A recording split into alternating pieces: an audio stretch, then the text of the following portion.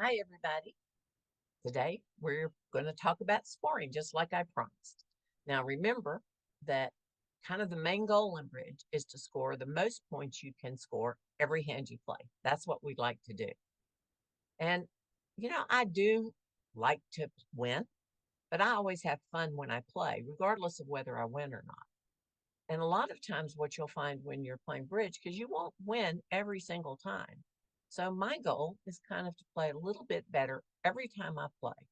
I want to improve. I want to have, you know, do just a bit better. Don't make mistakes that again and again and again. I like to learn from them. You're going to make mistakes in bridge. That always happens. Your goal in general is to try and lessen the number of mistakes you make every time you play. Just get a little bit better every single time. So, primary goal in bridge is for your partnership to win the largest number of points possible on every hand you play. Doesn't necessarily mean the most tricks, it's the biggest score. The declarer's goal, now remember, that's the person of the partnership that either got to name trumps or decide to play a no trump. They promised at a minimum to take a specific number of tricks. We call that the contract. Their goal is to take at least that many tricks. More is just better. The defender's goal is to keep the declarer from winning those tricks. We call that setting the declarer, or sometimes you'll hear that someone say the declarer went down. That's what they're talking about. So the defenders are trying to keep the declarer from winning the number of tricks they committed to win. Only one partnership wins points on each hand. So, how to decide what contract to play, that comes in the bidding. Remember, I told you that we shuffle the cards, we sort them, we look at our point, we look at our hand, and then bidding happens. Well, that bidding is a code. It's a conversation that you and your partner use to communicate during the auction. And there's two things you're always trying to tell partner. The length, your length, what your distribution of your hand is, how many cards you hold in certain suits, and your strength, how many of those honor cards you hold, those aces, kings, queens, and jacks. You tell your partner about your distribution by the suit you choose to bid or by no trump. But how can you tell them about your strength? How can you tell partner what your strength is? We're going to have to look at that, aren't we? Now remember, two types of points you can get. Trick points. So that's a certain number of points for each trick you win after those first six. Remember, anytime you commit to win a specific number of tricks, it's always six plus the number that you bid. Those six tricks are called book. And some kind of bonus. Best thing in the world about bridge is we always get a bonus. If we're successful, we're going to get some kind of bonus. The defenders can only win one type of points, and that's the points they win for keeping declarer from winning the number of tricks he committed for.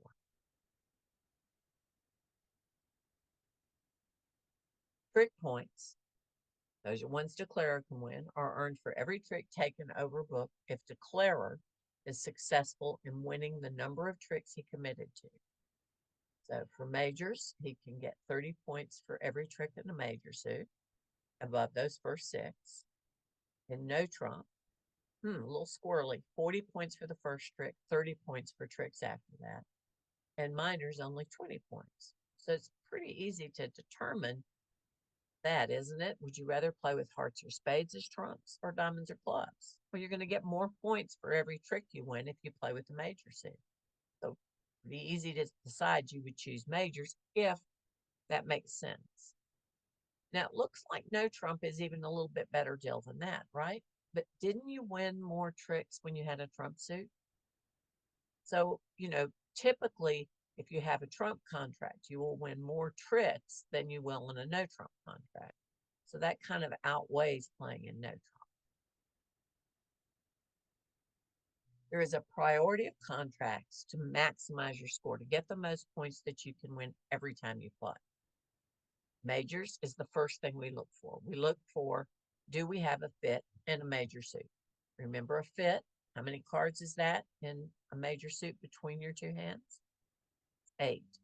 8 cards is a fit. So the first thing that we're going to look for is, do we have 8 hearts or spades between our two hands? If we don't have an 8-card major fit, then we look to say, well, could we play no trump? Do we have some big cards kind of in all the suits or length in all the suits? We don't have an 8-card major fit.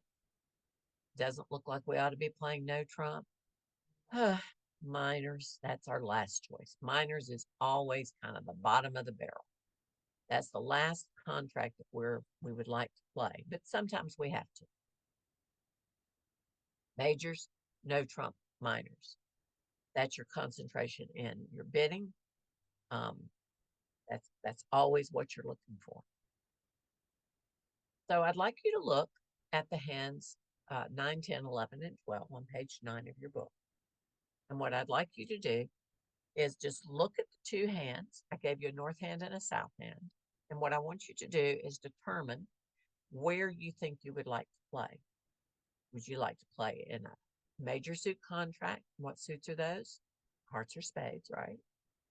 Or would you prefer to play in no trump? Nothing, just high card wins, or minors. So take a look. We're going to give you about, I don't know, 10 minutes or so. Work with your table. Y'all discuss it. And come up with where you think that you ought to play. See you back in a minute to review. All right, here we go.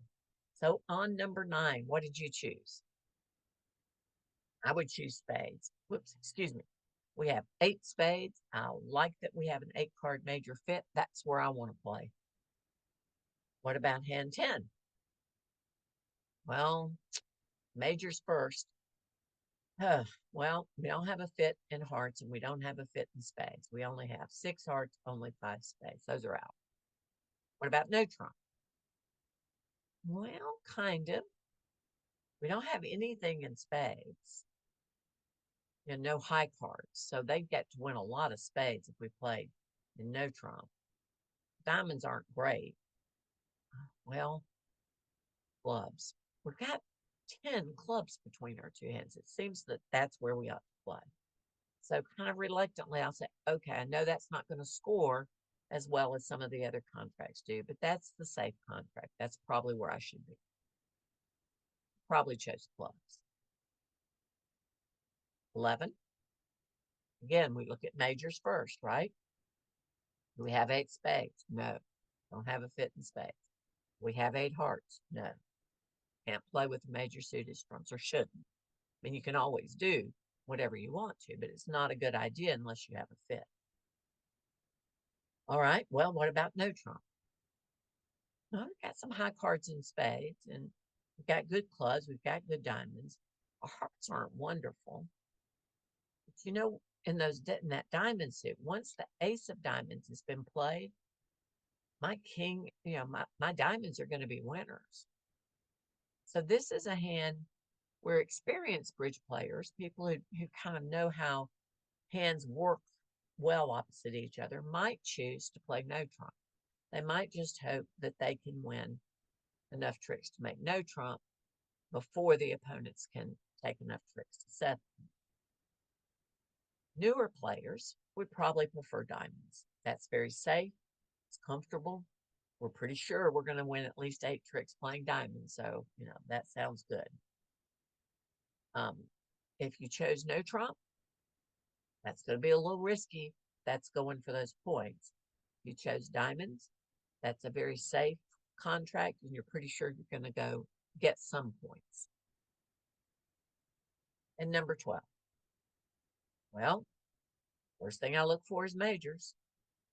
I don't have 8 spades between our two hands, but we've got 8 hearts. I'm going to play with hearts as trumps. Notice what I did on all 4 of those hands. What did we do? Our best scoring is majors, so we looked at hearts and spades first. And if we had an 8-card fit in hearts or spades, we were done. We didn't even need to look any further. We had found our fit. We were going to play with the major. We didn't have 8 cards in either hearts or spades. The next thing we did is we looked for no trump, right? And if we found no trump, we were kind of done with that. The last thing we looked at, the last option for us to play a contract was a minor suit. Majors, no trump. Minors is our last resort. Hope y'all did well on that. So, why would you ever risk going higher? I mean, you looked at those hands and you only have to win six. You only have to win 1/6. So why would you ever think I'd like to go higher? There's a reason. They wanted to make the game more interesting. The people that invented it, it wouldn't be much fun if everyone stayed really low, right? I mean, think about the hands that you've played even just so far. Everybody at least got to take 3 or 4 tricks, right? We need to make it more exciting. So what they did is they decided that they would award those bonus points, the points you get for just making your contract. And the larger risk you took, the larger bonus you would earn. If you just took a small risk, you got a small bonus. So that made the game more interesting. When we start looking at, when you're thinking about your bonuses, your trick score always stays the same. 30 points for a major, 20 points a minor contract, and then 40 for the first trick and 30 after that for no trump. That doesn't change. No matter how high or how low you bid, you get that trick score. What changes is your bonus. Okay? Bonus points are earned for winning the number of tricks contracted for by the declarer's partnership. The declarer's partnership is the only one that can get those bonus points. And these points are based on the level of the contract. How big a risk did you take? You stayed low, and we're going to talk about what those levels are in a minute, but just know that if you stay low, we call that part score. That's just the name we gave it. And your bonus is just 50 points. It's a little tiny bonus. But if you're willing to bid higher, what we call the game level, and I'm going to tell you what those are in just a minute, your bonus is 300 points. If you're willing to take a big risk, bid slam is what it's called. That means you took 12 tricks. Look at that bonus, 800 points. Now that's worth having, isn't it? And how often do you think you're going to take 12 out of 13? Not going to happen very often, is it? And if you're willing to take all 13, we call that a grand slam, 1,300 points. That doesn't happen very often at all. Most of the decisions you'll make at your starting level, okay, just in your beginning bridge career, are going to be between part score and game. Am I going to stay low and safe and get my 50 points? Or am I going to risk going higher for the 300 point bonus? Okay. Well, let's look at it. Bidding to that game level. You can only win the game bonus if you risk bidding to a higher level. And the level needed depends on the contract. What suit is trumps or you and no trump? If you're playing with a major suit as trumps, you have to commit to win 10 tricks. You have to bid to the 4 level. If you're playing no trump, you have to commit to the 3 level. You have to say you'll win 9 tricks.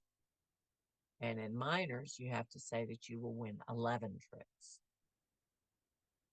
Anything below those levels is part score. So if you say that we're going to take 8 tricks with hearts as trumps, but you win 10, still don't get that game bonus, that big bonus. You want that game bonus, you have to take the risk. You have to bid higher. So hard score, anything below that game level in any of those suits.